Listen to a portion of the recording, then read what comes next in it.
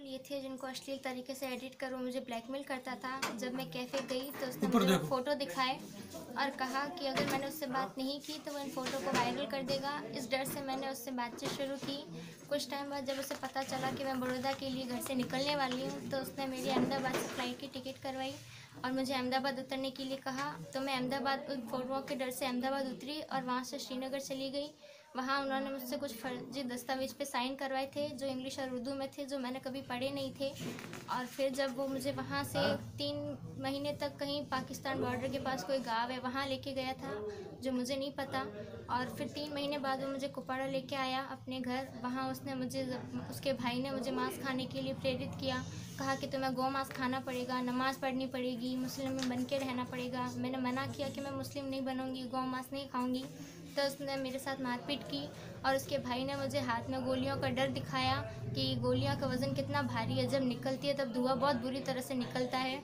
और उसके भाई ने मुझसे एक वीडियो दिलवाया था जो उसके घर में 20 बार रीटेक लिया था उस वीडियो का और मुझे कहा कि मैं उसके पक्ष में बोलूं, नहीं बोलूँगी तो मेरे घर वालों की जान को खतरा होगा। बंदूक के डर से उसने मुझसे वो वीडियो दिलवाया था जो मैंने दिया था।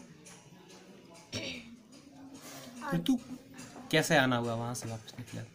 7-6 कुछ टाइम बाद गुलजार की जॉब वहाँ श्रीनगर में किसी कैफ़े में लगी थी तो वो मुझे अपने साथ श्रीनगर ले आया और वहाँ जब वो ड्यूटी पे गया तब मैंने पीछे से टिकट करवा दी और मैं अपने घर आ गई। फिर वहाँ आपके साथ में किस तरीके से अत्याचार होता था और किस तरीके से, मतलब उसके बाद में आपने कभी घर वालों से कांटेक्ट करने की कोशिश की या किस तरीके से बातचीत हुई? मेरा घर वालों से कोई कांटेक्ट नहीं था और वहाँ वो मुझे गौ मांस खिलाने के लिए ज़बरदस्ती करते थे, नमाज़ पढ़ने के लिए कहते थे, मुस्लिम धर्म अपनाने के लिए कहते थे। दिन रात वो मुझे बहुत तंग करते थे, इसी चीज़ को लेकर वो मुझे टॉर्चर करते थे और उसके भाई की नज़र भी मुझ पर अच्छी नहीं थी। अच्छा, एक चीज़ बताइए कि जिस तरीके से जो डॉक्यूमेंट्स बने थे, जो डॉक्यूमेंट बने थे उसमें जिस तरीके से बताया गया कोर्ट में गए थे, उसके बाद में जो शादी के डॉक्यूमेंट, क्या उसमें सच्चाई है या आपसे सब साइन करवाए गए थे? वो सब झूठ है। मैं कभी कश्मीर गई नहीं थी। दस्तावेज़ों पे जो तारीख है तब मैं अपने बुआ के घर बॉम्बे थी और बाड़मेर में कॉलेज में एग्ज़ाम दे रही थी। मैं कभी पहले श्रीनगर नहीं गई थी और कभी मैंने हाई कोर्ट में पेश होकर शादी नहीं की है। वो सारे दस्तावेज झूठे हैं। उसने मुझसे ब्लैंक पेपर पर साइन करवाए थे और उनको शादी के कागजात बनवा दिए। मेरी मौजूदगी में ये सब नहीं हुआ है। ऋतु, उसके साथ जो आप रही 6 महीने वहाँ, वो सिर्फ एक ब्लैकमेल के हिसाब से वहाँ रही, ब्लैकमेल के डर से वहीं रही? जी।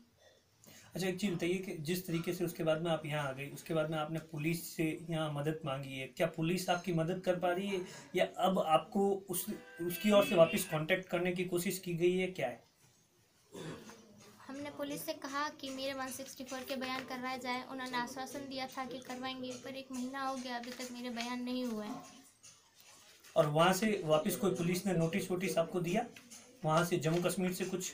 नहीं। और उस गुलजार ने क्या आपसे कोई कांटेक्ट करने की कोशिश की? मेरे पास फ़ोन नहीं है, मेरा कोई कांटेक्ट नहीं हो सकता। राजस्थान पुलिस से वहाँ पर आपकी जांच के लिए यहाँ के लोग, पुलिस भी आई थी। कितनी बार आपका मिलना हुआ पुलिस से? 2 बार जो पुलिस आई थी वो मुझसे नहीं मिली थी। तीसरी बार जो पुलिस आई थी उन्होंने मेरे बयान लिए थे, लेकिन इसके भाई की मौजूदगी में लिए थे वो बयान। और तब वहाँ 6 वकील भी शामिल थे, उन सबके सामने उन्होंने मेरे बयान लिए थे। अच्छा, वहाँ आपको ना टॉर्चर किस तरीके से करते थे, मतलब किन किन चीज़ों के लिए प्रेशराइज करते थे? जैसे आपने अभी बताया कि गोमांस खाने के लिए और ये सब चीज़ें करने के लिए। गौ मांस खाने के लिए, नमाज़ पढ़ने के लिए, मुस्लिम धर्म अपनाने के लिए, उनके रहन सहन उनकी तरह से रहने के लिए, पूरा मुस्लिम धर्म अपनाओ और हमारी तरह रहो। मैंने मना किया कि मैं मुस्लिम नहीं रहूँगी क्योंकि मैं हिंदू हूँ और मैं हिंदू ही रहूँगी। अब आपकी क्या मांग है पुलिस से और यहाँ मतलब क्या मांग है, आप क्या चाहती हैं? मेरी यही मांग है कि मेरे घर वालों को जान का खतरा हो सकता है और वो ऐसा कोई काम नहीं करे कि मेरे और मेरे परिवार को तकलीफ झेलनी पड़े।